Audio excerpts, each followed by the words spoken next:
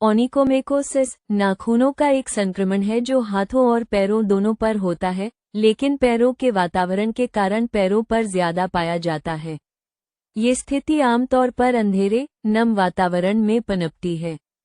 इसलिए जब आप पूरे दिन जूते और मोज पहनने पर विचार कराते हैं, साथ ही पसीना भी आता है, तो यह इस प्रकार के फंगास के लिए एक आदर्श विकास माध्यम बन जाता है। ये स्थिति 100 साल पहले शायद ही कभी देखी जाती थी, लेकिन जीवनशैली में बदलाव के कारण यह आम हो गई है, जैसे कि सामुदायिक स्नान क्षेत्र, ओक्लूसिव फुटवियर का अधिक उपयोग और मधुमेह की बढ़ाती घटनाएं। एथलीट, विशेष रूप से धावक, इस समस्या को विकसित करने के लिए अधिक इच्छुक हैं। ओनिकोमेकोसिस की घटना उम्र के साथ बढ़ाती है। अधिकांश 55 वर्ष से अधिक उम्र के होते हैं, लेकिन हम इसे किशोरों में भी देखते हैं। अधिकांश लोगों के लिए यह एक प्रगतिशील बीमारी है जो अगर अनुपचारित छोड़ दी जाती है तो पैर से पैर तक फैलती रहेगी।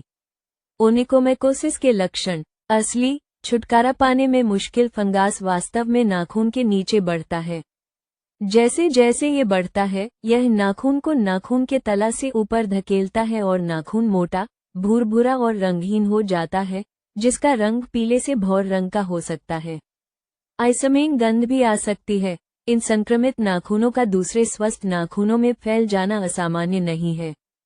इस तरह के नाखूनों का गिराना भी असामान्य नहीं है, लेकिन दुर्भाग्य से ज्यादातर मामलों में अगर ठीक से इलाज न किया जाए तो वे नाखून के फंगास के साथ वापस उगाते हैं। 2. नाखून में फंगास होने में क्या समस्या है? 1. ये कॉस्मेटिक रूप से अनाकर्षक है। ज्यादातर लोग नाखून की बनावट से शर्मिंदा होते हैं।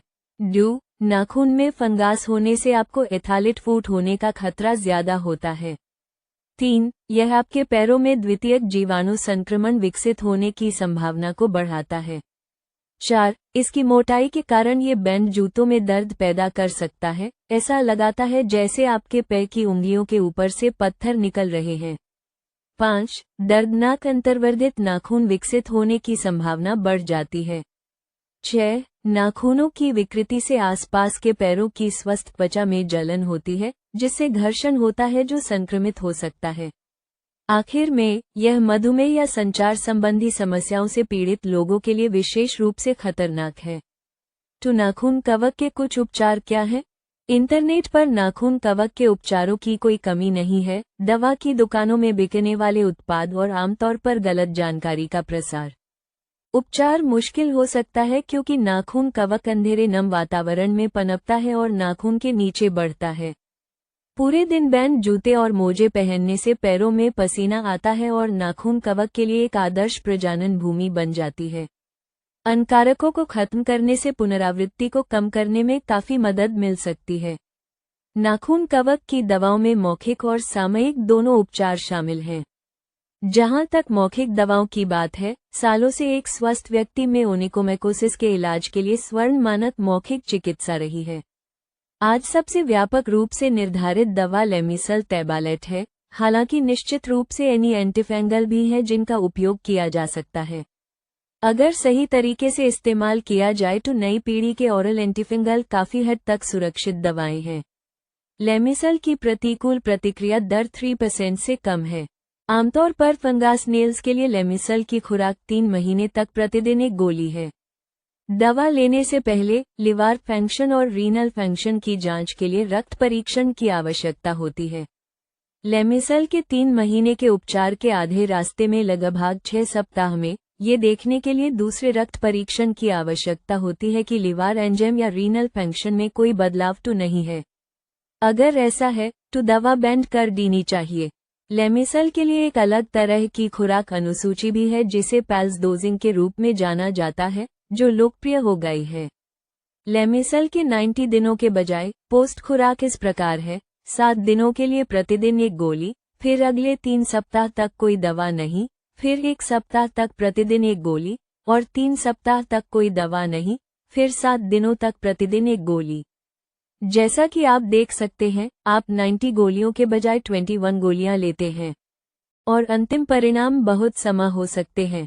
मौखिक दवा शुरू करने से पहले आपके डॉक्टर को नाखून का नमूना लेने और यह पुष्टि करने के लिए परीक्षण करने की आवश्यकता होगी कि क्या ये वास्तव में नाखून का फंगास है। केवल दृश्य निरीक्षण पर्याप्त नहीं है।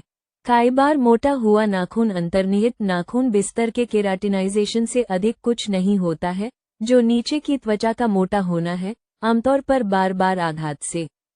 इसके अतिरिक्त संभावित नाखून फंगास की उपस्थिति मोल्ड या बीजाणु संक्रमण का परिणाम हो सकती है और वास्तविक नाखून फंगास से इसका कोई लेना देना नहीं है। अन्य मामलों में मौखिक लेमिसल बेकार होगा। नाखून फंगास के लिए एनी दवा विकल्प सामयिक दवा है। हालांकि आसानी से उपलब्ध है, वे कम प्रभावी होते हैं। मुख्य समस्या यह है कि फंगास नाखून के नीचे बढ़ता है, इसलिए नाखून के शीर्ष पर दवा लगाना कई मामलों में व्यर्थ प्रयास बन जाता है। नाखून के नीचे दवा को जबरदस्ती लगाने की कोशिश करने वाले लोग पाते हैं कि इससे परिणाम में कोई सुधार नहीं होता है। सामयिक दवा का उपयोग करने का सबसे अच्छा तरीका एक पैर विशेषज्ञ को दिखाना है, जो रोगाग्रस्त नाखून को जितना संभव हो सके उतना पिसाकर काट देगा, जो आमतौर पर एक दर्द रहित प्रक्रिया है। दूसरी समस्या यह है कि फंगास की डिग्री के आधार पर इस प्रक्रिया में 1 वर्ष से अधिक समय लग सकता है। अगर आप मौखिक दवा नहीं लेना चाहते हैं या सुनिश्चित नहीं है कि आपको वास्तव में नाखून फंगास है, तो सामयिक दवा एक बहुत ही सुरक्षित विकल्प है। ध्यान रखें, सामयिक या मौखिक दवा का उपयोग करने में विफलता हो सकती है। हम जिन मोटे पीले नाखूनों के बारे में बात कर रहे हैं, अनाका एक अग्रदूत वह स्थिति है जब आप अपने नाखूनों पर सफेद धब्बे देखते हैं। कई महिलाएं नेल पॉलिश हटाते समय उन्हें नोटिस करती हैं। इसे सतही नाखून फंगास के रूप में जाना जाता है, जहां फंगास नाखून के ऊपर बढ़ रहा है और उचित उपचार के बिना नाखून के माध्यम से फैल सकता है और मोटा और मलिनीकरण का कारण बन सकता है। इस स्थिति वाले लोगों को अपने फंगास का तुरंत इलाज कराना चाहिए, क्योंकि इसका इलाज कराना काफी आसान है। नाखून के ऊपरी हिस्से को सेंड करने और फिर सामयिक एंटीफंगल दवा लगाने के संयोजन का उपयोग करके।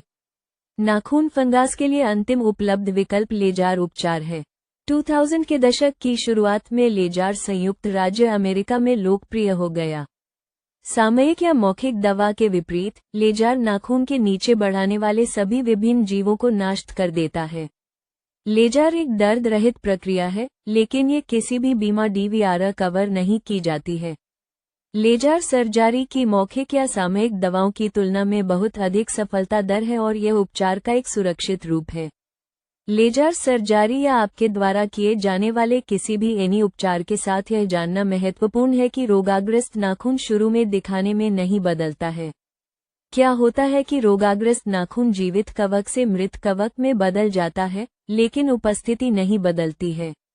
समय के साथ जैसे जैसे नाखून आगे बढ़ता है और नाखून को काट दिया जाता है, अंततः इसे पीछे से स्वस्थ नाखून से बदल दिया जाता है, जो विकास प्लेट से शुरू होता है और आगे बढ़ता है। हम नाखून के फंगास की पुनरावृत्ति को कैसे रोक सकते हैं? चाहे आप अपने नाखूनों पर किसी भी तरह का उपचार करवा लें, ये केवल आधी लड़ाई है। बाकी आधी लड़ाई पुनरावृत्ति को रोकना है।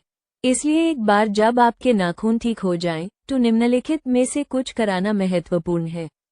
अपने पैरों को धोने के लिए टी ट्री ऑयल साबुन जैसे एंटीफंगल साबुन का इस्तेमाल करें, क्योंकि टी ट्री ऑयल में एंटीफंगल गुण होते हैं। अगर आपके पैरों से बहुत ज्यादा पसीना आता है, तो आपको त्वचा को सुखाने के लिए एक सामयिक सुखाने वाले एजेंट का इस्तेमाल कराना चाहिए, अन्यथा आपके पैरों में नमी वाला एक अंधेरा वातावरण होगा जिसमें नए फंगास पनप सकते हैं। आपको नायलों के जूतों का इस्तेमाल करने से बचाना चाहिए, जो पसीने को बढ़ावा देते हैं। जो जूते अंदर से नम हैं उन्हें दोबारा पहनने से पहले सुखाने दें और अन पर एंटीफंगल स्प्रे का छिड़काव करें। अपने नाखूनों को छोटा रखें। नाखून के सिरे और नीचे की त्वचा के बीच की जगह नए फंगाल संक्रमणों के लिए एक केंद्र बिंदु है। आखिर में, जो महिलाएं नियमित रूप से नाखूनों पर नेल पॉलिश लगाती हैं, उनमें नेल फंगास होने का खतरा ज्यादा होता है। ऐसा इसलिए है क्योंकि पॉलिश लगाने पर नाखून पर नमी फंस जाती है और इस तरह फंगास बढ़ाने लगाता है। पॉलिश को नियमित रूप से हटाना चाहिए और नाखूनों की नियमित रूप से जांच करनी चाहिए।